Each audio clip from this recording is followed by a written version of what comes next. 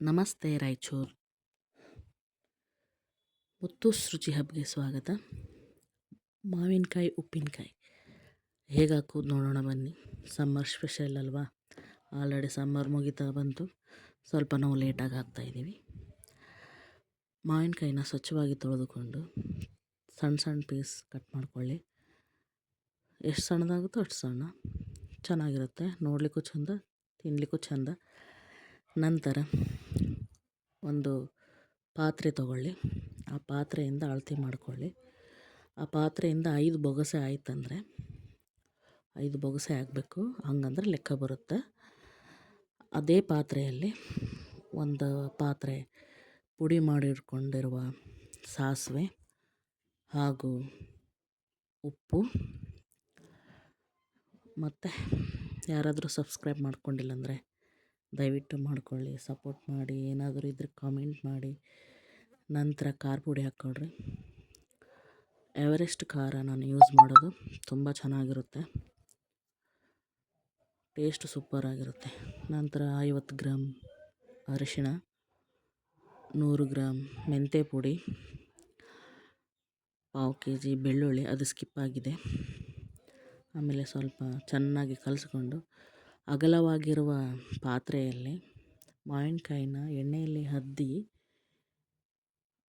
ಪದರಾಗಿ ಹಾಕಬೇಕು, ಲೇಯರ್ ಆಗಿ. ಫಸ್ಟ್ ಮಾವಿನಕಾಯಿ, ಆಮೇಲೆ ಮಸಾಲ, ಮತ್ತು ಮಾವಿನಕಾಯಿ, ಮತ್ತು ಮಸಾಲ, ಆ ಥರ ಹಾಕ್ತಾ ಬಂದರೆ ಪ್ರತಿಯೊಂದು ಹೋಳಿಗೂ ಹತ್ತುತ್ತಾ ಇರ್ತದೆ ಮಸಾಲ. ಹಾಗಾಗಿ ನೀಟಾಗಿ ಪ್ರತಿಯೊಂದಕ್ಕೂ ಹತ್ತೋ ಹಾಗೆ ಹಾಕ್ಕೋಬೇಕು.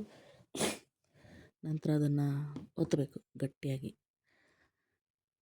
ಯಾವ ಥರ ಅಂದರೆ ಈ ಥರ ಗಟ್ಟಿಯಾಗಿ ಒತ್ತಬೇಕು. ಇದನ್ನು ಧಮ್ಮಸ್ ಅಂತಾರಂತ.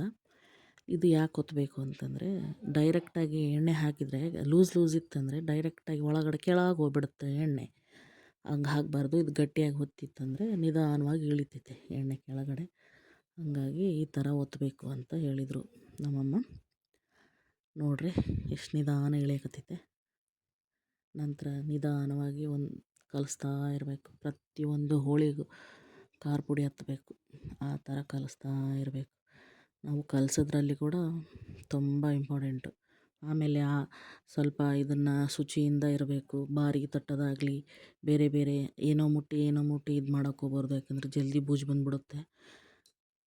ಆಮೇಲೆ ಮತ್ತೆ ಮೇಲಿಂದ ಎಣ್ಣೆ ಹಾಕಿರಿ, ಚೆನ್ನಾಗಿ ಕಲಿಸ್ಬೇಕು. ಮತ್ತು ಸೇಮ್ ಬೇರೆ ಪಾತ್ರೆಯಲ್ಲಿ ಆದರೆ ಜಂಗ್ ಬರ್ಬೋದು, ಅದಕ್ಕೆ ಪ್ಲಾಸ್ಟಿಕ್ ಪಾತ್ರೆಯಲ್ಲೇ ಹಾಕಿದರೆ ಬೆಸ್ಟ್. ಪ್ಲಾಸ್ಟಿಕ್ ಪಾತ್ರೆ ತಗೊಳ್ಳಿ, ಡಬ್ಬ ಟೈಪ್ ಇರ್ತದಲ್ಲ ಅದು ತಗೊಂಡು ಅದರಲ್ಲಿ ಲೇಯರ್ ಹಾಕಿ ಹಾಕ್ತಾಯಿದ್ದಾರೆ ನೋಡಿರಿ ನಮ್ಮಮ್ಮ. ಈ ಥರ ಹಾಕಬೇಕು. ಅಷ್ಟು ಹಾಕಿದ್ಮೇಲೆ 3 ದಿನ ಮುಚ್ಚಿಡ್ಬೇಕು ಇದನ್ನು. ಇದಕ್ಕೆ ಏನೂ ತಟ್ಟಬಾರ್ದು, ನಾವು ಮುಟ್ಟಕ್ಕೆ ಹೋಗ್ಬಾರ್ದು. 3 ದಿನ ಆದಮೇಲೆ ತೆಗ್ದೀವಿ ನೋಡಿರಿ ಹೇಗಿದೆ. ಎಣ್ಣೆ ಎಲ್ಲ ಎಷ್ಟು ಚೆನ್ನಾಗಿ ತೇಲೋದಲ್ಲ ಮೇಲೆ. ಅದು ಸೈಡಿಗೆ ಹಾಕಿದ್ದೆ, ಇದು ಸ್ವಲ್ಪ ಸೈಡಿಗೆ ಹಾಕೀನಿ. ಆಮೇಲೆ ಪೂಜೆ ಮಾಡೋಕತ್ತರ ನಮ್ಮಮ್ಮ. ನಾವು ಖಾರನ ಲಕ್ಷ್ಮೀ ಸ್ವರೂಪ ಅಂತಂದು ಪೂಜೆ ಮಾಡ್ತೀವಲ್ವ, ಹಾಗೆ ಭಾಳ ಮಹತ್ವ ಇದಕ್ಕೆ. ವರ್ಷದಲ್ಲಿ ಬರುವ ಮಾವಿನಕಾಯಿ.